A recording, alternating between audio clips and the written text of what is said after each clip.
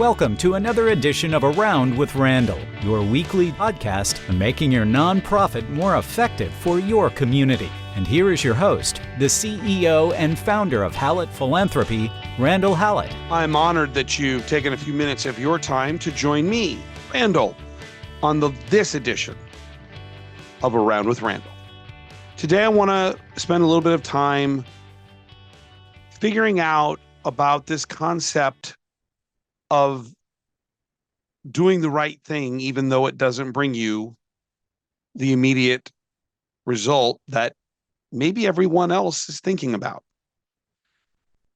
And you're thinking to yourself or asking, where did this come from?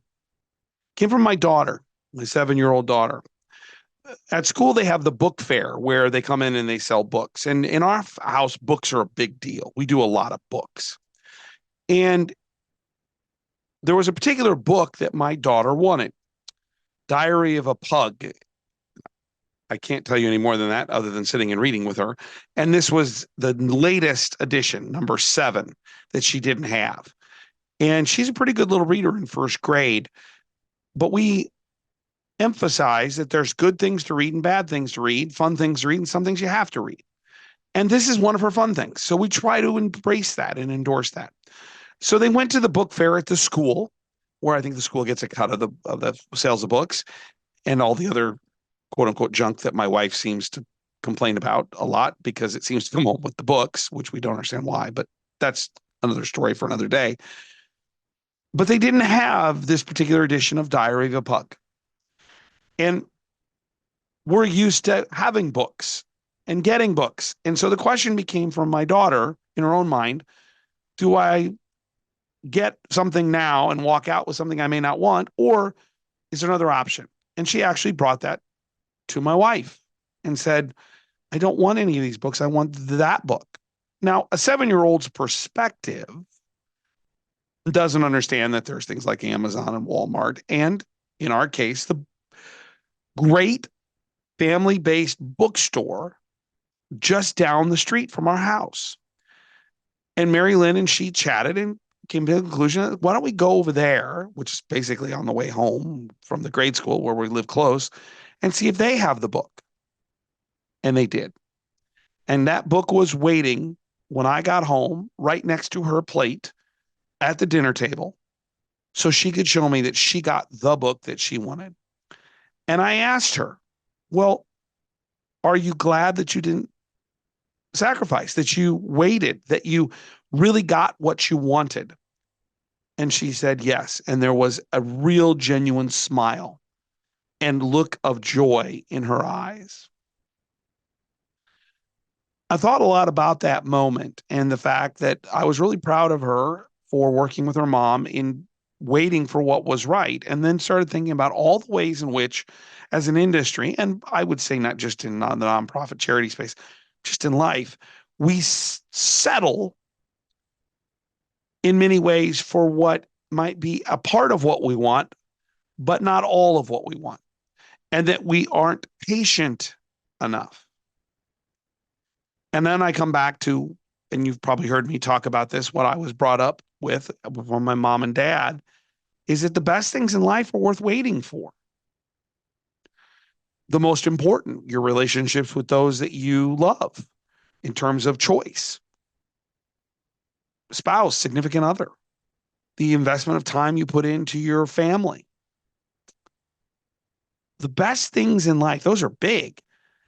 Then there comes the things about education and accomplishment, whether it's athletics or for my wife, music, where you put in all of that work to get to a point where there is output, and it comes in small bursts, but it's worth the delayed effort, delayed results of where you get to the things that are more academic, to friendships, to all kinds of things. And so this posited enough about Randall and his life. Let's talk about philanthropy and the nonprofit world. What are some things in our world that we generally don't get right, that are causing us issues, that if we were just to wait and do some extra little things would get us greater joy, output, results, deeper relationships?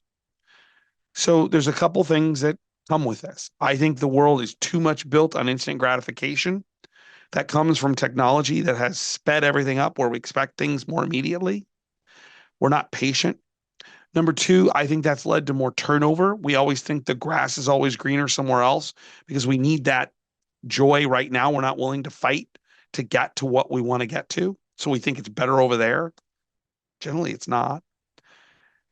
And thirdly, it comes back to what mom always said: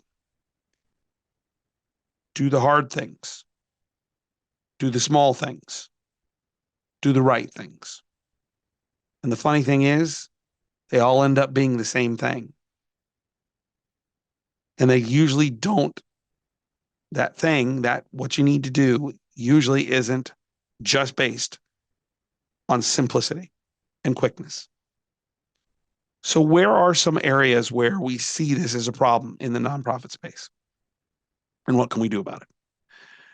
When I think about gift officers, job choice, and there are several podcasts, if you search within the Around with Randall series of podcasts, conversations about this. But the turnover rate of gift officers is somewhere between 17 and 19 months, depending on the survey, because there's an impatience. There's impatience on the part of gift officers that they do everything they can with the people they build or that they get from a portfolio. They don't build new long-term relationships, capitalize on those, and then they leave. There is impatience on the part of the organization who have unrealistic, some expectations that, oh, we get a gift officer, they should generate $5 million the first year. What? Where are you going to get that if you're actually trying to build trust in relationships with people that are connected to your organization? So gift officers sometimes need to be more patient. Organizations need to be more patient. Hire great people, give them the length of time to get to success. I'll give you a great example, something that I'm having great joy with right now. If you listen to this podcast at all, you know that I'm a Nebraska kid and a University of Nebraska fan for all sports: softball, baseball, basketball, football, tiddlywinks, volleyball. I don't care.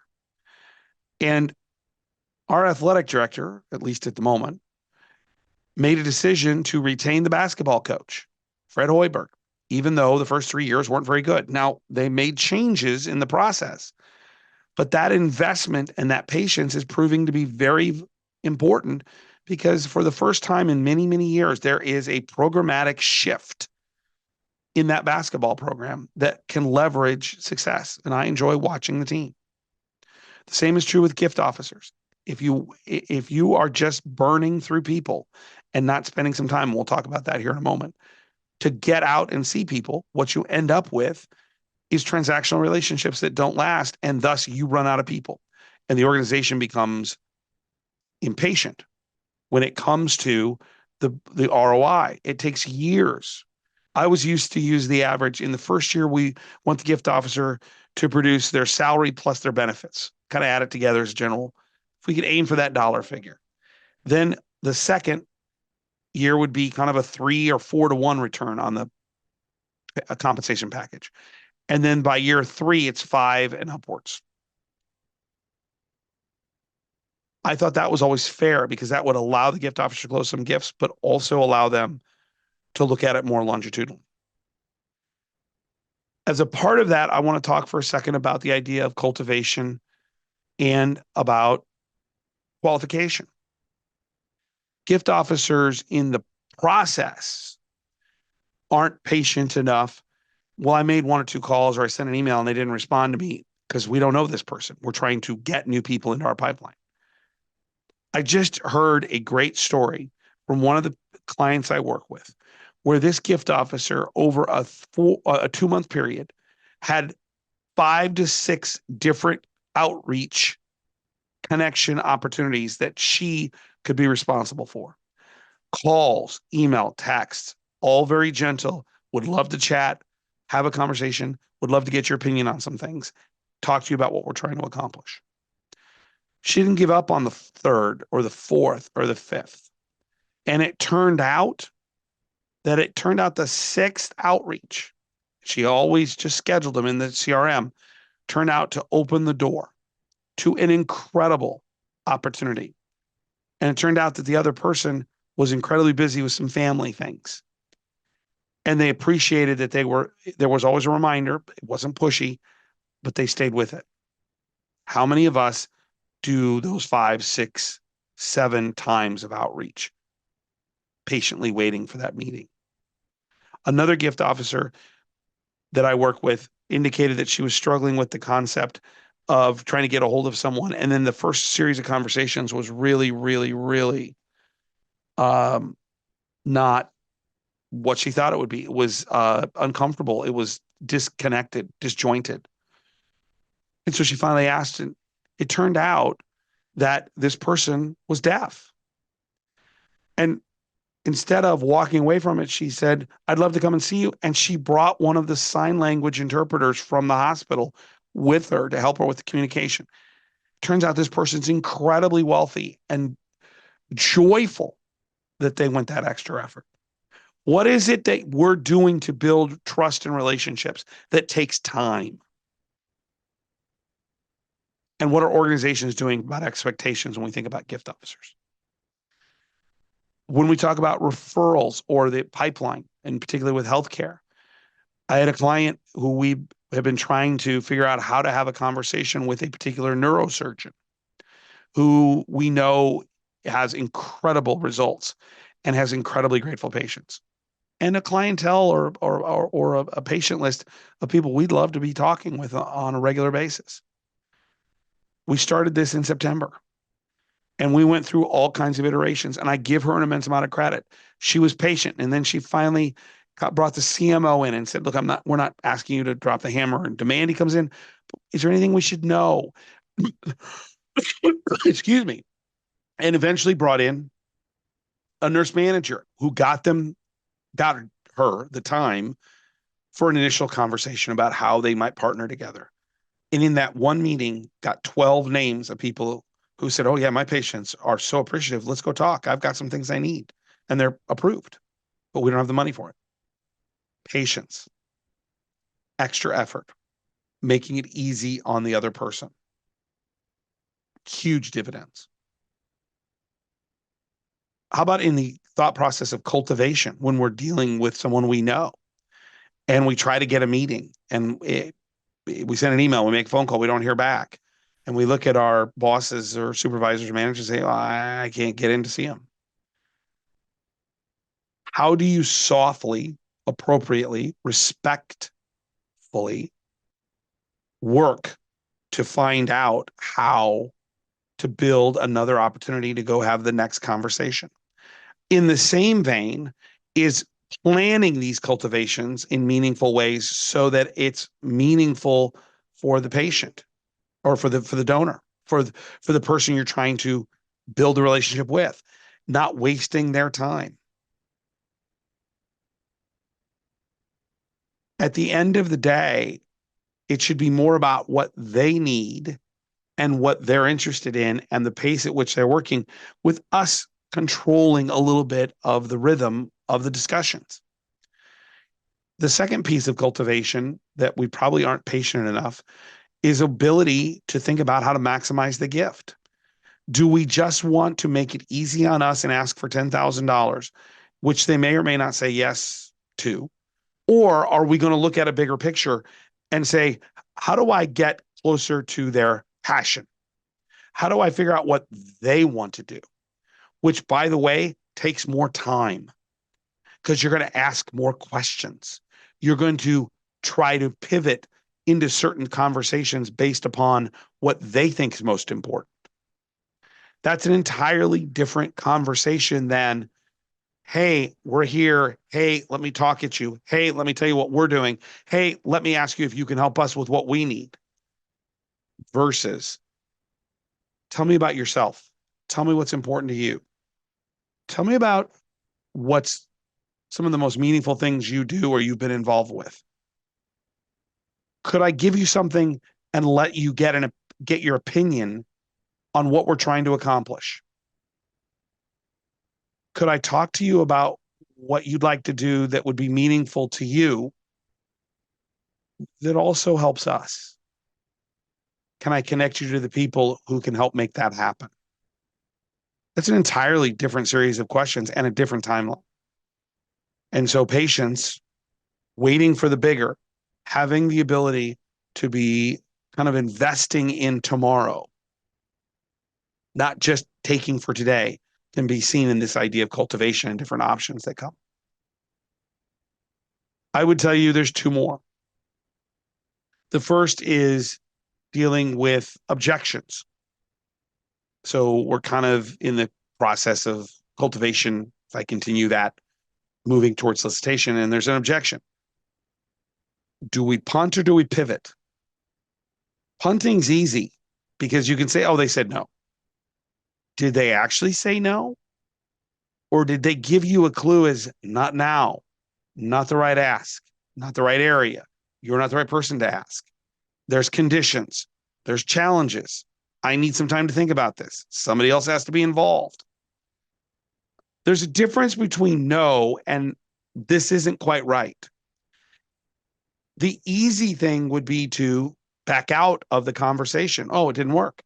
Instead of lean in and say, gosh, there sounds like something's not aligned here. Tell me a little bit more about why you have concerns about this. You're opening yourself up to the fact maybe you didn't get something right, but you're also allowing them to guide you as to where you go. That's a long-term trust relationship-based opportunity to maximize the gift, which leads us into the other last thing I want to mention about objections, which is maybe a subpart, is maximizing gift opportunities. I am frustrated, disappointed, angered, troubled by how few conversations we have about planned giving, because all of our metrics, all of our pushes in terms of finance, needing the money, our organizations desiring to do the project now, are so generated towards cash and pledges of cash that we don't get into the planned giving conversations. There's $50 trillion that's going to pass from hand to hand, from generation to generation, person to person, from somebody making decisions out of their estates, and then 50 trillion in the next 25 years. But that takes a longer term view, patience, and getting to what the donor really wants, passion, and to say, it sounds like you want to do these things. This is incredible. Could we talk about how your estate could allow you to do this? It's not about what we're trying to do. It's about what they're trying to accomplish. We're just the vehicle in which they're trying to accomplish it with. Sometimes that takes estate giving because they're asset rich, farmers, business owners. You live on the coast. They have homes that are worth, they bought for $125,000 40 years ago that are worth $2.6 million. They're asset rich. Or they need those assets for retirement. How do we pivot into conversations in planned giving that are more long-term and more genuine? Gift officers in the organization about what they're doing and what the organization requires them to do. Patients, longer-term view. Physicians, in particular, referral agents, faculty members, board members, having a longer-term conversation with them on a regular basis about how do we make this easy for them to introduce us into other relationships. The idea of cultivation, qualification, are we actually attempting to reach people on a regular basis more than we just one email, one text, one call? Giving them soft reminders that we're here and we'd love to have a conversation. We're not even going to ask them in that first meeting for money. Just want to engage with them. The idea of objections, that do we see no, or do we see, hey, something's a little off? Let's pivot and figure out how we can build a longer term conversation about how they'd like to be involved with our organization. And finally, planned giving is a vehicle, which the dollars tend to not come now at times. Are we, and as our organization, are our metrics rewarding those kind of long-term, passionate, driven conversations? Do the big things. Do the tough things. Do the small things. They all end up being the same thing. As I get older, I'm realizing the more we keep in mind what our goals, and not just in philanthropy, but in life are, and realize some of them are more long-term and they may take time to get to them. Those, like my daughter's book and the joy in her face for being patient and letting her mother help her figure out how to get the book she wanted and not just buying crap, has value internally, personally. And my request is maybe you think about what that means for you and the things you can do. A couple of examples today to maximize opportunity personally and professionally for donors in the organization, mutually beneficial outcomes that allow all of us to be successful. Don't forget, check out the blogs, hallettphilanthropy.com. You can do an RSS feed right to you 2 a week. Also, make sure if you have any comments, questions, thoughts, suggestions on a subject, podcast at hallettphilanthropy.com.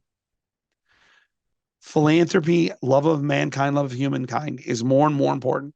We talk a lot at people instead of with people. The downside of the way in which I choose to do this podcast is it sounds like I'm talking at you, and I apologize. I haven't figured out a way to have a massive amount of conversations in the podcast where I get feedback or an instantaneous conversation to talk with people. But what I'm hoping is that philanthropy can be a way that we talk with people and think about the longevity of the relationships and the actual opportunities that exist if we don't just go for the short, quick wins that are smaller, but think about the largesse that comes from bigger opportunities, personally, professionally, in the organization, in relationships with your donors. Being patient. Having the organization be patient with you. Don't forget my favorite saying, some people make things happen, some people watch things happen, then there are those who wondered what happened. The best things in life are people who make things happen, who spend the time to invest in themselves and in others to make things happen for those who are wondering, the organizations in our community that are wondering what happened. That's a long-term commitment that has unbelievable personal gratification that comes when you invest yourself for what's really important in the long term. I'll look forward to seeing you next time right back here on the next edition of Around with Rand. Make it a great day.